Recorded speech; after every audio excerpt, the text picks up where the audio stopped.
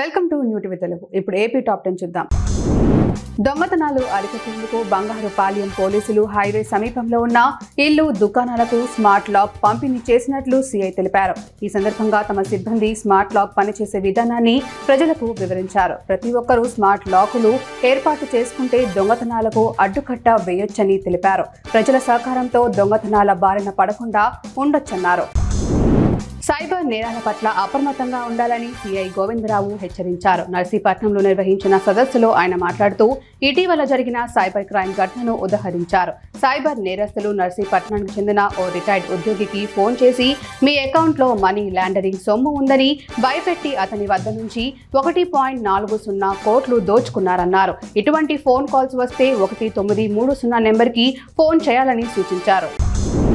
అమృతలూరులోని ఆర్యవైశ్య కళ్యాణ మండపం నందు తెలుగుదేశం పార్టీ విస్తృత స్థాయి సమావేశం నిర్వహించారు. ఈ కార్యక్రమంలో ఎమ్మెల్యే ఆనందబాబు పాల్గొని మాట్లాడారు. టీడీపీ ప్రతిష్టాత్మకంగా నిర్వహిస్తున్న సభ్యత్వ నమోదు కార్యక్రమాన్ని ప్రతి ఒక్కరూ బాధ్యతగా తీసుకోవాలని ఆయన చెప్పారు. నీటి సంఘాలు, సొసైటీ ఎన్నికల్లో అన్ని ఏకగ్రీవాలు కావాలని ఎమ్మెల్యే సూచించారు.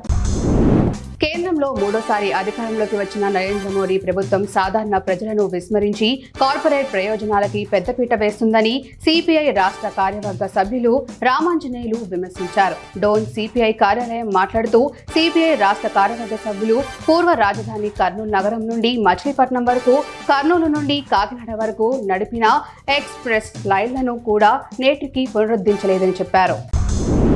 వైఎస్ జగన్ తన ఎమ్మెల్యే పదవికి రాజీనామా చేయాలని, గత 5 ఏళ్ల వైసీపీ పాలనలో అభివృద్ధి శూన్యమని కాంగ్రెస్ పార్టీ పులివెందుల నియోజకవర్గ ఇన్ఛార్జ్ ధృవకుమార్ రెడ్డి అన్నారు. ఆయన పులివెందుల పట్టణంలోని జగనన్న కాలనీలో నిలిచిపోయిన ఇళ్లను పరిశీలించారు. అనంతరం మాట్లాడుతూ గత ప్రభుత్వంలో పేద ప్రజలకు ఇచ్చిన 8,000 ఇళ్ల నిర్మాణ పనులు నిలిచిపోయాయని ఆయన ఆగ్రహం వ్యక్తం చేశారు.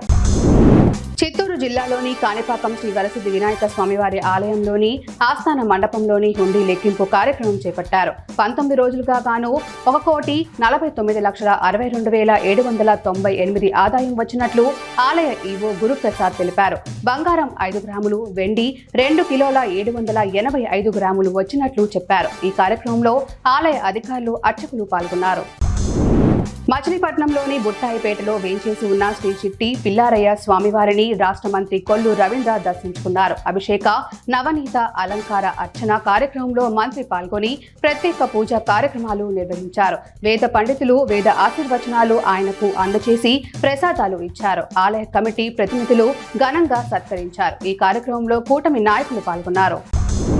పుట్టపర్తిలో అన్న క్యాంటీన్ ని టీడీపీ జిల్లా కార్యదర్శి సామకోటి ఆదినారాయణ సందర్శించారు. అనంతరం అక్కడున్న వారితో భోజనం గురించి అడిగి తెలుసుకున్నారు. ఈ సందర్భంగా స్థానికులు మాట్లాడుతూ 5 రూపాయలకు ఏమీ రాని ఈ కాలంలో 5 రూపాయలకు కడుపు నిండా భోజనం పెడుతున్నారు. టీడీపీ ప్రభుత్వం రాగానే అన్న క్యాంటీన్ ను ప్రారంభించినందుకు సీఎం, పుట్టపర్తి ఎమ్మెల్యే సింధూర రెడ్డికి కృతజ్ఞతలు తెలిపారు. ఎన్టీఆర్ జిల్లా నందిగామ, తిరువూరు నియోజకవర్గాల్లోని గంపలగూడెం, విసన్నపేట మండలాల్లో ప్రాంతాల్లో భూ ప్రకంపనలు కలకలం రేగాయి. రెప్పపాటు సమయంలో భూమి కంపించినట్లు కనిపించింది. దీంతో నియోజకవర్గం ప్రజలు ఒక్కసారి ఉలిక్కిపడ్డారు. కాగా భూ ప్రకంపనల కారణంగా ఇంట్లోని సామాగ్రిలో కదలికలు కనిపించాయి. ఏపీలోని అనకాపల్లి జిల్లాలో 169 కిలోల గంజాయిని స్మగ్లింగ్ చేస్తున్న ముఠాను పోలీసులు అరెస్ట్ చేశారు. పాడేరు నుండి వైజాగ్ గాజువాకలోని ఆటోనగర్ కు 169 కిలోల గంజాయిని కారులో తరలిస్తుండగా సబ్బవరం రోడ్డులో పోలీసులు పట్టుకున్నారు. గంజాయి తరలిస్తున్న 3 స్మగ్లర్లను పోలీసులు అదుపులోకి తీసుకున్నారు. కారుతో పాటు గంజాయిని సీజ్ చేశారు.